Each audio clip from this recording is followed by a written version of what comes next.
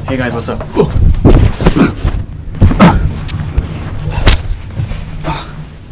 Sorry about that. Let's come over here to have a little talk. It's nothing really. Well, it is kind of important actually. Alright guys, so today I wanted to talk to you guys by giving you some advice, first and foremost for myself, and then I just want to pass it on to you guys.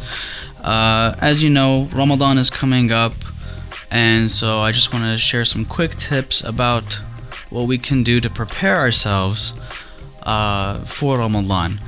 Ramadan is a time where we, fast during the daylight hours, and we get to break our fast at night and, become more spiritual. And it's a time for us to recharge and do a whole lot more good, because there's so much more greater reward for it, in the hereafter, God willing, inshallah. So, let's take advantage of this time to prepare ourselves. So we got almost 2 weeks, so I would suggest for myself, I'm going to hold myself accountable this coming Monday, which is June 8th, to start fasting. So, the sunnah or the tradition is to fast on Mondays and Thursdays. So for the next 2 Mondays, next 2 Thursdays, I'm going to try to fast. I will fast. No trying about it. I'm going to do it. And then also during this time, try to do a little bit more extra in terms of your worship. So do extra salah. Try to get in the habit of starting to read, at least a page a day of the Quran, just to get into that mood, into that zone. Now, those are just the, practical things. Here's some other things to avoid during the month of Ramadan. And I want to give a shout out to my friend Kamran, who posted this in our WhatsApp group. And these are really, really awesome. So I'm just going to read them off to you. Don't sleep during the day and pray all night. By doing this, you are converting the day into night and the night into day, which is not the purpose of fasting. Avoid being lazy and inactive during the day. Avoid having iftar parties. Iftar is when we, break the fast, and, a lot of people come together and, share their joy and stuff. Don't ask your wife, if you're married, to spend Ramadan in the kitchen. Eat something light and quick. She isn't biryani woman. Dun, dun, dun, dun. Spend the last 10 days worshipping Allah rather than trying to prepare for Eid. A day that is better than 1,000 months is in these last 10 days. You can't afford to miss this. Again, this is a reminder for myself before reminding y'all. But just work with me, man. Don't stay awake the full night. Your body has a right over you, and when it wants to rest, then rest. Avoid excessive socializing after Taraweeh. Avoid shopping a lot in Ramadan. Don't eat the full night. And inshallah, I just want to make a quick dua in Arabic. Allahumma balighna Ramadan, which basically means, may Allah subhanahu wa ta'ala, may God allow us to reach Ramadan. And this is kind of, again, a reminder for myself and for you that, God only knows when we will die and, how long we will get a chance to live. So don't let the opportunities pass you. Take advantage of this Ramadan, inshallah. I hope we all make it.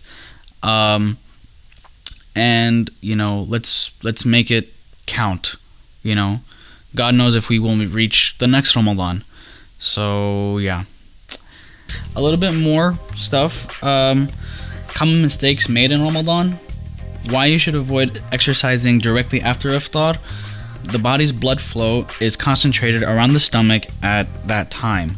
So the way to fix that is to exercise after 2 hours of eating to ease digestion. So actually this reminds me of a time when I was in college.